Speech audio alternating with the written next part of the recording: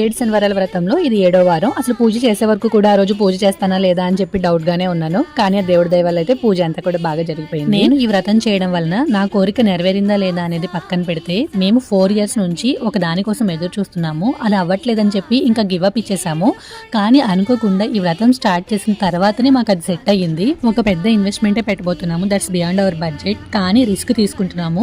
ఎందుకో ఆయనకి వ్రతం చేస్తున్నప్పుడు ఈ మార్గాన్ని చూపించారు. మనం వెనకడుగు వేయకూడదు, రిస్క్ ఉన్నా సరే ముందుకే వెళ్దామని చెప్పి డిసైడ్ అయిపోయాము. మేము తీసుకున్న ఈ డెసిషన్ కి ఆ దేవుడితో పాటుగా మీ అందరి బ్లెస్సింగ్స్ కూడా కావాలి. ఈ రోజు మేము పేమెంట్ చేయబోతున్నాము. టైం కి డబ్బులు కూడా సెట్ అయిపోయాయి. అందుకే డబ్బులన్నీ కూడా దేవుడి దగ్గర పెట్టుకుని పూజ చేసుకున్న తర్వాత పేమెంట్ చేసాము. మేము తీసుకున్న ఈ డెసిషన్ లో చాలానే రిస్క్ ఉంది. కానీ ఆయనే మార్గం చూపించారు కాబట్టి ఆయనే మమ్మల్ని నడిపిస్తారని చెప్పి ధైర్యంగా ముందుకు అడుగు వేస్తున్నాము. లాభం రాకపోయినా పర్వాలేదు, కానీ నష్టం రాకుండా ఉంటే చాలు అని ఒక్కటే మేము అనుకుంటున్నాము. ఏదైనా కావాలనుకొని అవ్వదని వదిలేసిన తర్వాత అది అనుకోకుండా జరిగితే ఆ హ్యాపీనెస్ వేరు కదా. మీరేమంటారో కామెంట్స్ లో చెప్పండి.